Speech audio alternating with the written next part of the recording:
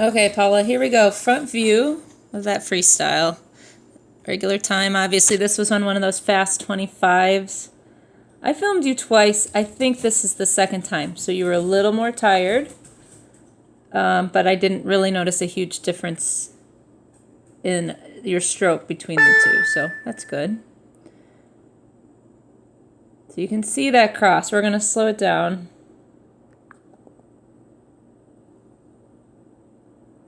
Get you a little closer. All right. I'll slow it down a lot.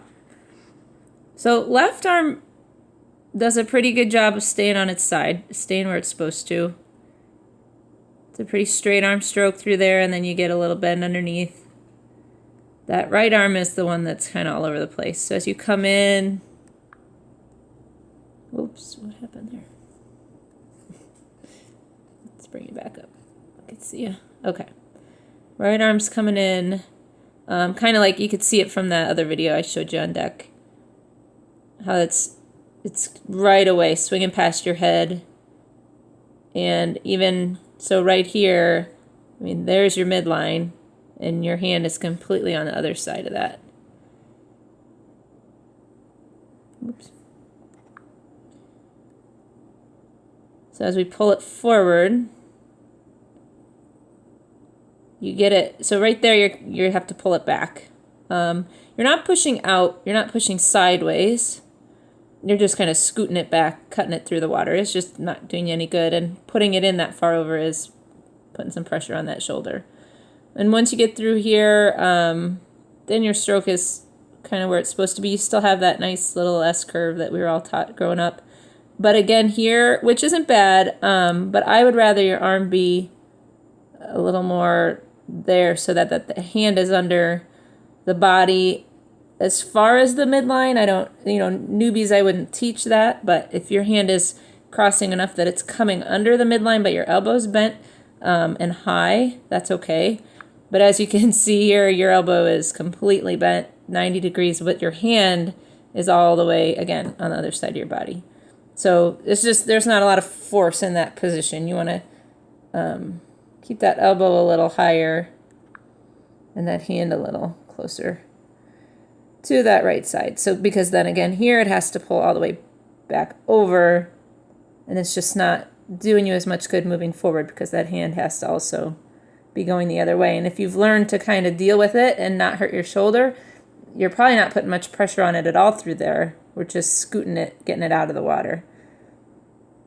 So here we come through again. And then cross. And that one didn't cross quite as far. And you didn't breathe that time. So maybe crossing even more on those strokes right after you take a breath. We'll check that on this round. Everything else looks good. The other arm looks good. Head position is up a little. I can't tell if that's because you're sprinting and you're towards the end, so you're looking for the wall. But I can see those goggles sometimes where I really shouldn't be able to. So right arm, there's the breath. So the hand went over, I think it's going over further when you breathe. So here we have end of the breath. No, that's pretty far. Yeah, not necessarily tied to the breath, just crossing over a lot. Good rotation, like you can see how your body's staying right in line, but that shoulder is rotating around the head. All of that looks really good.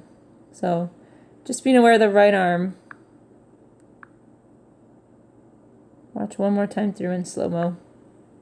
It is going to feel weird to change it. You're going to actually feel it into your back, kind of in your right under those shoulder blades is where that's going to be engaged a little more once you start getting that arm in the right place and moving the water.